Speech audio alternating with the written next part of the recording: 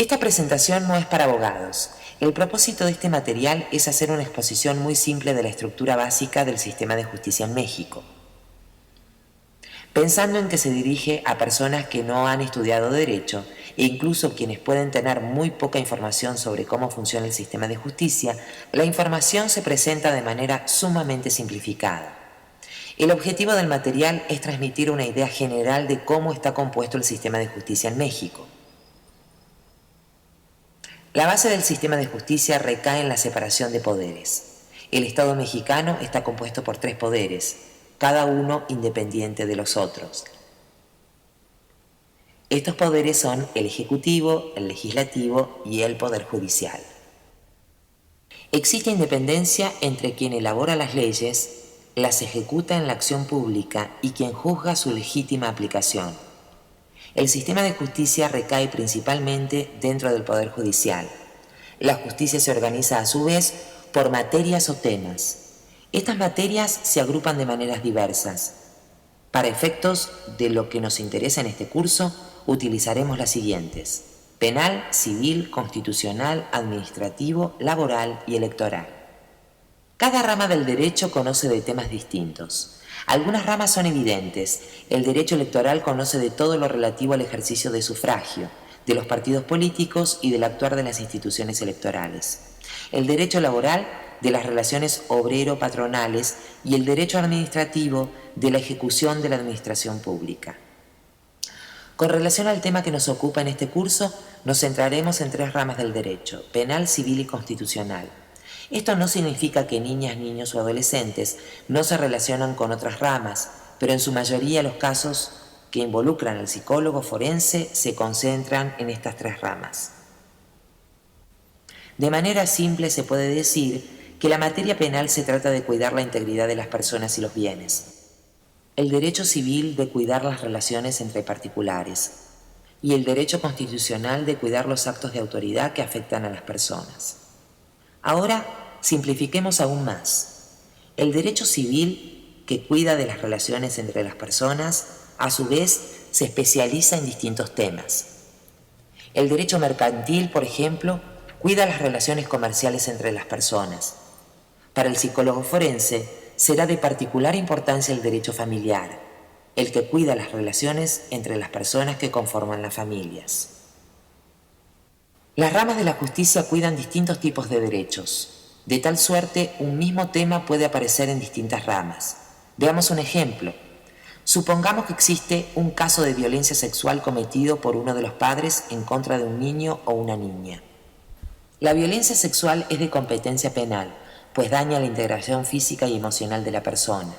También entra en la rama penal, porque es algo que como sociedad hemos determinado que debe ser castigado, es un delito. Pero la violencia sexual sucedió dentro de una relación de familia. Esta ha sido dañada y se ha violado las obligaciones impuestas a este tipo de relación.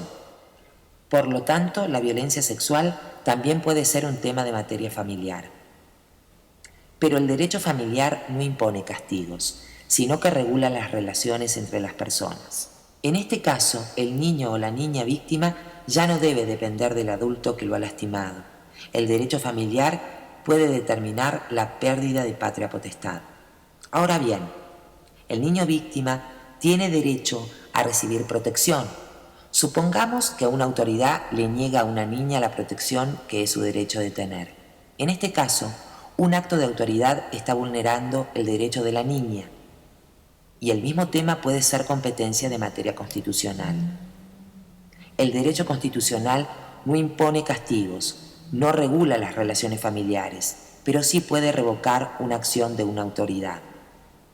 Cada materia tiene sus propias leyes. El derecho penal, con algunas excepciones, se rige por el Código Penal, el derecho familiar por el Código Civil y el derecho constitucional por la Constitución. Cada materia también tiene una ley sobre cómo funcionan los juicios, por así decirlo, las reglas de actuación de juicios en esta materia. Estas son el Código de Procedimientos Penales, Código de Procedimientos Civiles y la Ley de Amparo. Los procedimientos varían en cada materia, pero hay algunas reglas generales que aplican a todas. Por ejemplo, todas las materias tienen una instancia de revisión o apelación de las decisiones tomadas. En todas, el juicio de origen es presidido por un juez o jueza y en todas, una instancia colegiada puede revisar la decisión del juez de origen. Los nombres cambian en cada materia, pero la regla aplica para todas. A veces se cree que el amparo revisa las decisiones de los jueces. Es un tema complicado y a veces confuso, pero en verdad el amparo solo revisa si el juez o jueza aplicó correctamente las reglas de su trabajo, pero no puede revisar una decisión legítima de un juez.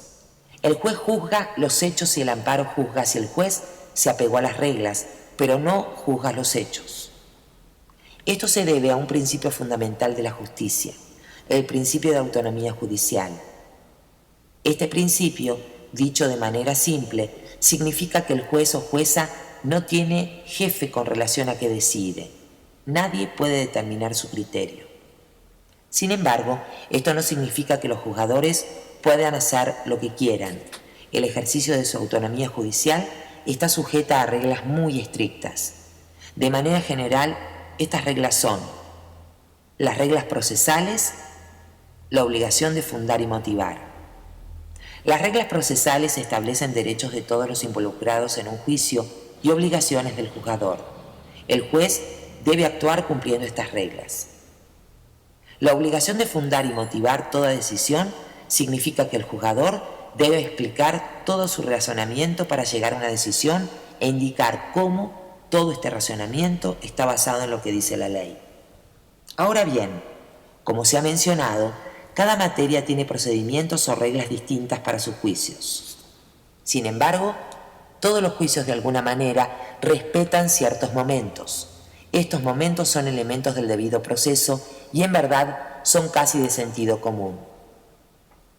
Los juicios inician con la presentación de la controversia, llámese demanda, queja, etc., y se trata de plantear ante la autoridad de qué se trata el asunto que se quiere que se estudie. En este momento el juez y jueza decide si procede o no lo que se le pide revisar.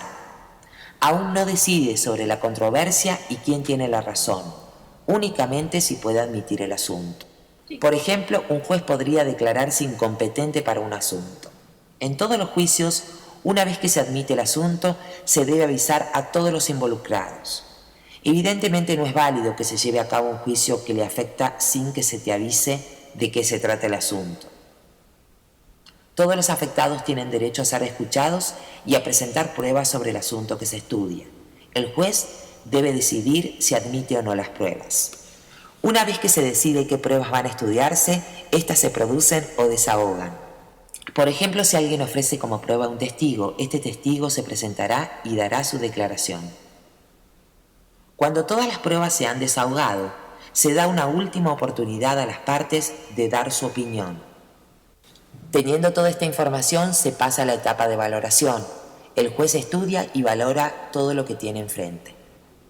Finalmente, el juzgador emite una sentencia.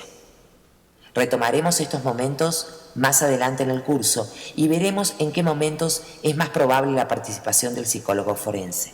Por el momento, es importante tener una noción general de los procesos de justicia.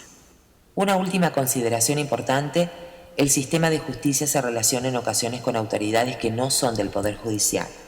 El ejemplo más claro de esto es la investigación policial y ministerial. En la materia penal, el juez inicia un juicio cuando el Ministerio Público ejerce la acción penal, pero el Ministerio Público no es parte del Poder Judicial. El Ministerio Público pertenece a la Procuraduría General de Justicia y esta es parte del Poder Ejecutivo. En las procuradurías trabajan agentes del Ministerio Público y policía de investigación. Esta policía antes se llamaba Policía Judicial y eso ha generado alguna confusión. Las procuradurías investigan delitos y muchas de las reglas que siguen se parecen a las reglas procesales que siguen los jueces, pero el ministro público no juzga asuntos ni decide si alguien es o no culpable. Cuando encuentran indicios que se cometió un delito y obtienen alguna prueba básica, tienen los elementos para pedir a un juez que juzgue y determine si se cometió o no un delito. A veces se ha llegado a considerar que la averiguación previa, es decir, la investigación policíaca, es como un juicio previo al juicio. Esto no es así. El juez valorará las pruebas ofrecidas por las partes, independientemente del trabajo policíaco del Ministerio Público. Una vez iniciado el juicio, todos presentan sus pruebas en igualdad de circunstancias: el acusado, la víctima y el Ministerio Público. En el 2008 hubo una reforma constitucional que dicta un nuevo sistema de justicia penal para México vigente a partir del 2016. En este nuevo sistema es mucho más clara la diferencia entre el trabajo del Ministerio Público y del Poder Judicial. Ninguna prueba recabada por el Ministerio Público podrá ser utilizada en juicio a menos que cuente con escrutinio judicial en su producción. Las reformas son muy positivas para la infancia. Más adelante veremos con mayor detenimiento de qué manera es así. Sin embargo, los momentos básicos de todo procedimiento y la estructura básica del sistema se mantienen. Por el momento, es la intención de este material servir como base para abundar en el desarrollo del presente curso sobre cómo y cuándo participará en un proceso de justicia el psicólogo forense.